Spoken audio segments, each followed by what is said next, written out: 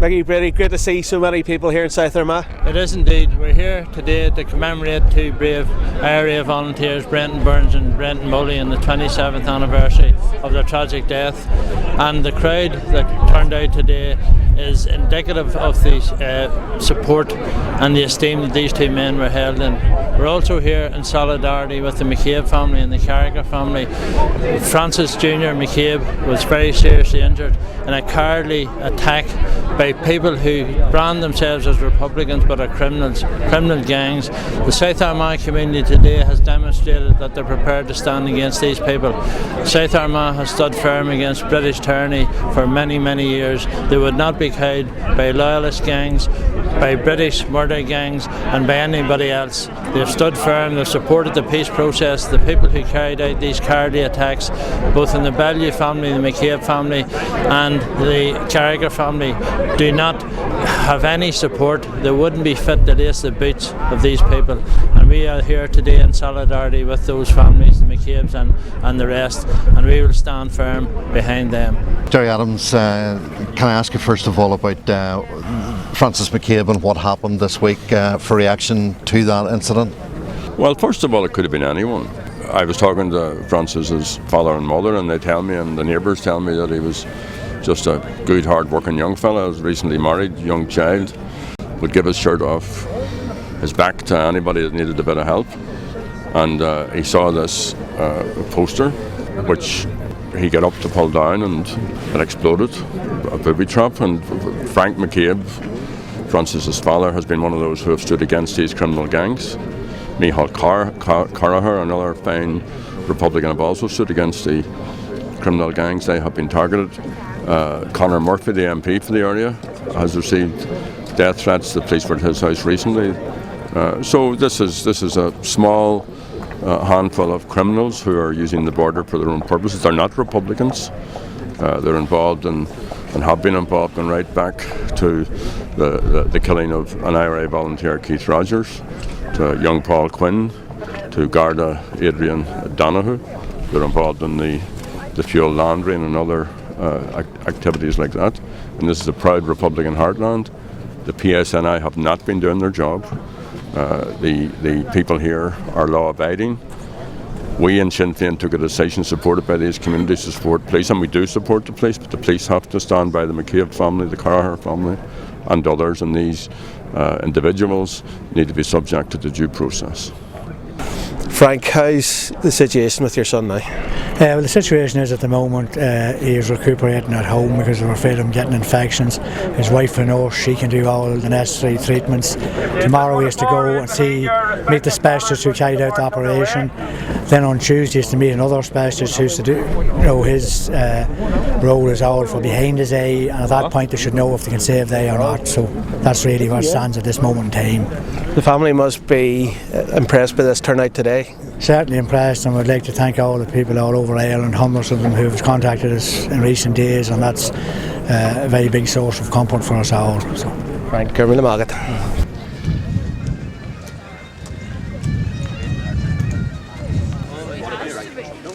Tá mé han brudul a bheith an seo lipse agus ceacht amór mar seo. A acáil so chum fáilte go Háirithe ar teile Brendan Burns agus go teile Brendan Moley agus go Gina Nadine Allen seo Beckham, Martina Anderson, MEP an seo agus Conor Murphy, MP Augustine Allen. Just on the way down here and just through all the wee back roads and fields, I thought back on the time when this area was a battlefield. And this morning in the bright, brittle spring sunshine, the landscape was very, very beautiful. But now, it was always very beautiful, it's peaceful. But not so many years ago, South Armagh was in the front line of the struggle for national freedom. And like castles of old, the hilltops were littered with the modern version of steel and reinforced concrete forts of the British Army. Local farmland was stolen, miles and miles of barbed wire was led.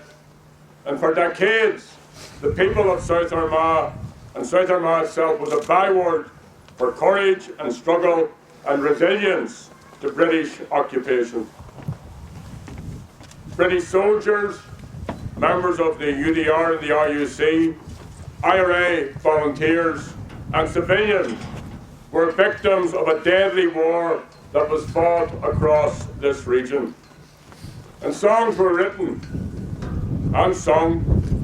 Political activists from Palestine, from the USA, from Britain, from South Africa and elsewhere visited here at the height of the war to see for themselves the extent of British government militarisation and occupation and repression, as well as the resistance of the people of South Armagh. And these visitors, and I met many of them, were astounded by the extent of the British military occupation, by the spy posts, by the forts, the armoured patrols, the ceaseless drones of the helicopters, and the hundreds of border roads blown up, bridges blown down and blocked to prevent cross-border travel.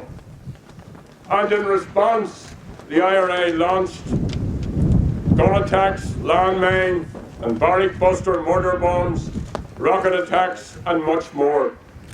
It was classical guerrilla warfare, a lethal war of violent attrition, and a battle also for the hearts and minds of nationalists and Republicans. And then there was the black propaganda, the bogus claims by the British government, which were eagerly parroted by their cronies in the political and media systems in this island, who labelled this area as bandit country. And they sought to brand the people of this proud Republican heartland as criminals and supporters of criminals. It was an attempt, a failed attempt, to discredit the IRA and demoralise popular support. And it reached its height in 1981 and the H-Block hunger strikes. Today is March the 1st, an important day in the Republican calendar. 34 years ago, Bobby Sands commenced his hunger strike. He and Rima McCreish and their 8 comrades and the 2 Brendans and countless other men and women exemplify what is best in Irish republicanism. They exemplify a commitment to justice and freedom and unity, a determination to achieve victory, a willingness to lay down their lives for friends and comrades and country. In this part of Ireland, a relatively small amount of IRA activists ultimately defeated the British Army. Let's have no doubt about that. The people of Crossmaglen beat the Brits.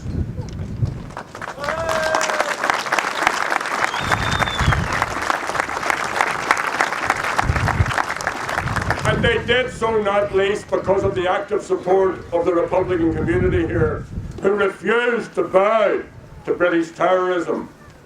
And foremost among these volunteers were the 2 Brendans, Brendan Burns and Brendan Moley. And I want to extend my solidarity to their families and to the families of all those Republicans who died in this place during the years of conflict. I also want to extend my condolences to the families of all those on all sides who lost their lives or were hurt during that period. The war is over, but its legacy, particularly for families left grieving, is still to be resolved. The Stormont House Agreement has proposed mechanisms to achieve this. Brendan Moley and Brendan Burns died in tragic circumstances on Monday the 29th of February 1988 when a bomb exploded prematurely. The 2 Brendans were involved in some of the most daring IRA attacks throughout the South Armagh border area. During the daring escape of 38 Republican prisoners from the H-Blocks of Longcash in September 1983, and some of them I see are here today, looking a bit grey and decrepit.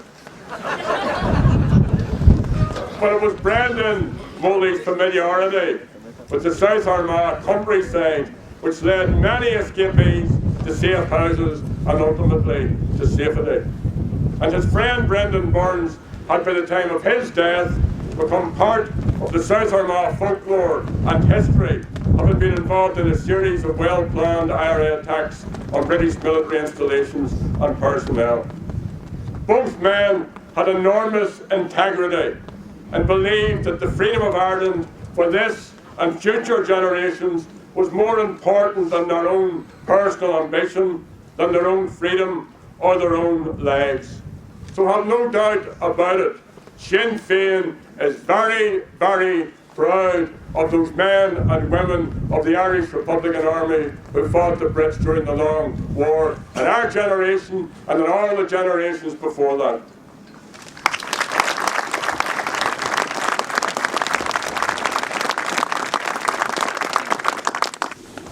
For those of you who weren't here, for 6 days after their tragic deaths, the Burns and Moley families were subjected to grievous harassment by the RUC, who delayed the location of the remains and then the release of these two volunteers' bodies.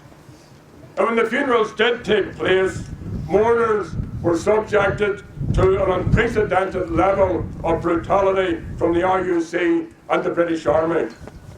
The funerals of the two volunteers was an occasion of one of the biggest British military saturation operations witnessed at any funeral during the Battle of the Funerals and in the course of the war here in the 6 counties. Mourners in Crossmaglen were viciously attacked by the RUC. When it was over, the courage and the tenacity of the two Brendans inspired other young men and women to step forward and to take their place. And the resourcefulness, the determination and bravery of the two Brendans and their comrades continues to be an inspiration to all of us. Today, the struggle has taken a different form. There's now a peaceful and democratic way to bring about Irish unity. And in recent years, Republicans have made significant political gains. After last year's European and local government elections, we emerged as the largest political party on this island. There is a Westminster election in May, and the Sinn Féin flag in this area will be ably carried by Mickey Brady. So it's up to us to ensure that he's elected handsomely, in keeping with his hairstyle, to carry on the work being done on our behalf by Conor Murphy.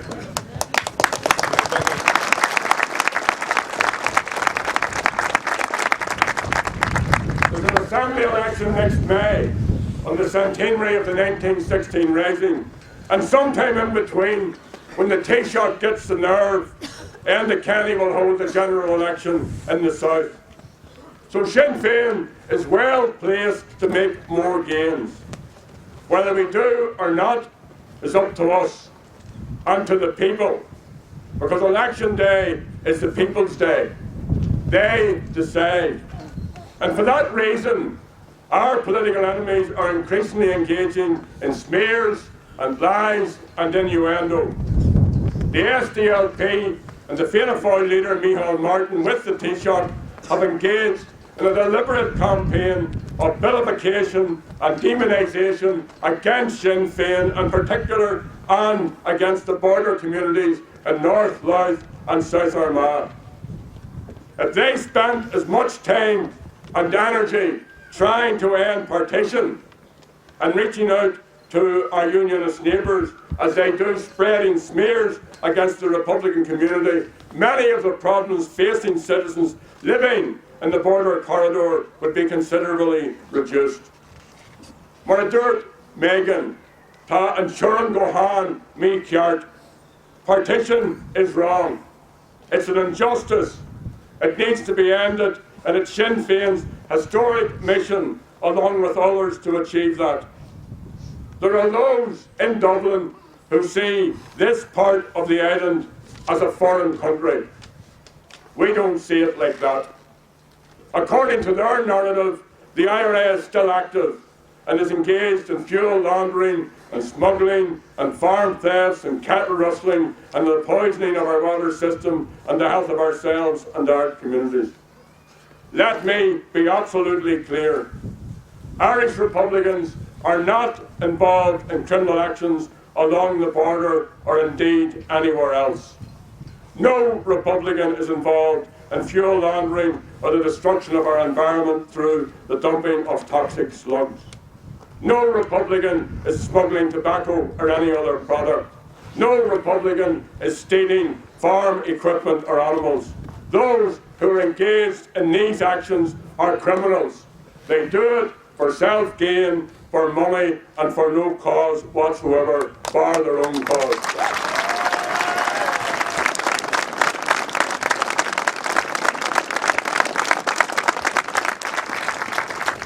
In the years of the war, when Brendan and their comrades were active here, these criminals generally kept their heads down for obvious reasons. But in the years of peace, the criminal gangs in North Louth and South Armagh and County Monaghan have grown bolder and more dangerous. They were responsible for the deaths of Garda Adrian Donahue and Paul Quinn and IRA volunteer Keith Rogers, for the shooting and beating of Michael Bellew and the brutal beatings of others. And last week, they attempted to kill Francis McCabe Jr. I want to extend our best wishes to Francis for a speedy and a full recovery, and to extend support and solidarity to Aileen.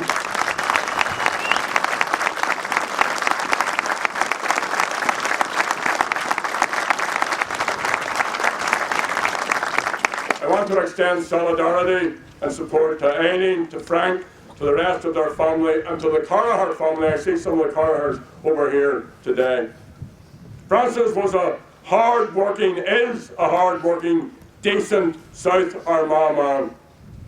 Some of the people I spoke to here said he would give you the shirt off his back. He was married last year. He and his wife have one young child. He was on his way to work. He saw the obscene poster with Michael Carraher's name and photograph on it. He stopped to tear it down, and of course the cards had booby-trapped it. But it could easily have been someone else. Could easily have been one of the Carraher children. Could easily have been one of the neighbour's children, or one of the McCabe's, or an elderly neighbour. Those who placed the bomb didn't care who they killed. Their intention was to intimidate and to terrorise and coerce those in South Armagh who are taking a stand against these criminal gangs.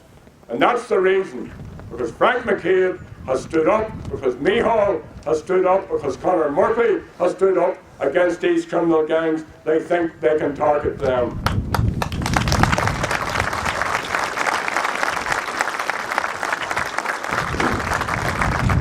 The most prominent Republican families, from Bally, Binbay through Drummondtee to Cullyhanna, Crossmaglen, Conla, have been threatened and targeted, and property has been destroyed.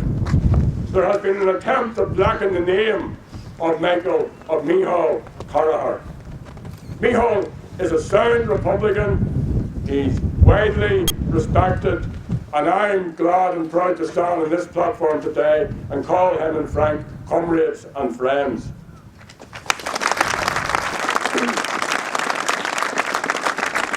Those who are engaged in this campaign have no standing among the people of South Armagh. Some of those involved have also sought to represent themselves, to masquerade as Republicans. They are not Republicans. They are opposed to Sinn Féin because Sinn Féin stands against their activities. As I've said earlier, death threats to Frank McCabe Sr., to Conor Murphy, MP. Now, some time ago, 8 years ago, Sinn Féin and the communities that we represent signed up for policing. That was a big challenge for us. Came after a lot of negotiations, and a lot of people, quite rightly, given what we had suffered under the old RUC, might have been sceptical about that. But the vast majority of people in South Armagh support Sinn Féin in the position we have taken. And even greater numbers support the peace process. So there is no support for criminality or those who besmirch the Republican cause. The citizens, and that includes the Republican citizens of South Armagh, deserve and demand a proper policing service. The Bellew family, the McCabe family, the Corraher family, and others deserve to see those who attack them subjected to due process. Anyone with any information on these crimes or on the killing of Paul Quinn or Garda Donoghue or Keith Rogers must give it to the PSNI or in Garda Síochána, or give it to me or to others like me who will pass it on. But the PSNI have a challenge to meet. At times we have seen how the old guard of the IUC still influences and directs an anti-Republican agenda. The threat posed by these criminal gangs challenges the PSNI to show Republicans in this community that they can police fairly and effectively, and that they do support citizens who take a stand against criminality. I have met senior PSNI figures and senior Gardaí about this. But actions, delivery is key. Republicans are law-abiding. The communities of South Armagh are law-abiding. We have the right to be policed by a police service which is accountable and transparent and acts on our behalf. The PSNI or in Garda Síochána require more resources to tackle this problem. Then these resources must be made available to them. So the big challenge is not to the Republicans in South Armagh. The big challenge is to the PSNI who are here in South Armagh. We want also to see greater cooperation between Garda Síochána and the PSNI and other policing and justice agencies. The border must not be allowed to aid these gangs. And I know that Martin McGuinness will be raising these issues with the Taoiseach and the Justice Ministers, who must cooperate to produce a clear strategy. And I also will be pursuing these issues with the Taoiseach, the Garda Commissioner and the Justice Minister. Martin's also seeking a meeting with the Chief Constable, and I know that Conor Murphy has been very diligent in keeping the PSNI at senior level to account. But there is a widespread belief that key figures among these gangs are acting with impunity. There is a suspicion that another agenda is in play, that these gangs are being used in a counterinsurgency role against Sinn Féin by those within the British system and the PSNI who remain opposed to the Good Friday Agreement. We've seen this before, here, in West Belfast, in Derry, in Strabane and elsewhere. Dead straightforward. During the conflict, the people of South Armagh were not cowed or intimidated by the British or their allies in the Loyalist death squad. In hard times, the people of South Armagh stood tall and stood down and faced down the military might of the British state. This is a beautiful part of the world. It has great potential. Our communities, our young people, have a hard-won opportunity to prosper, and they deserve that. This entire community has so much potential, and we cannot allow criminals to destroy the opportunities for real peace, for change and for progress. So we need to stand up and to stand with our neighbours. The huge crowd here in homage to the two Brendans, but also in solidarity with the McCabe and the Corraher families, is proof that you're prepared to make that stand. We need to ensure that the PSNI do the job they're paid to do. Are we going to stand back and allow criminals to destroy this beautiful part of Ireland, to undermine our efforts to build a new and better future for our children? Are we going to allow the sacrifice which was made by the two Brendans and others to be set as naught? The people of South Armagh wouldn't let the British intimidate us, and we won't let organised criminal gangs and whoever pulls their strings to intimidate us others. So I would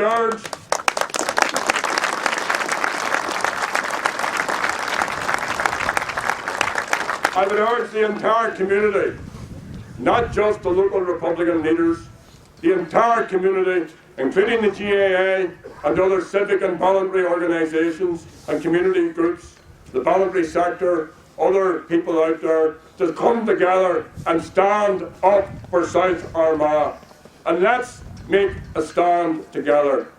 Let us leave here today in solidarity with the families of the two Brendans, remembering their courage, their daring, their resolve, and make a determined stand against the criminal gangs. And remember this, there's only going to be one winner in that situation, and that's the people of South Armagh. Go to meet them all.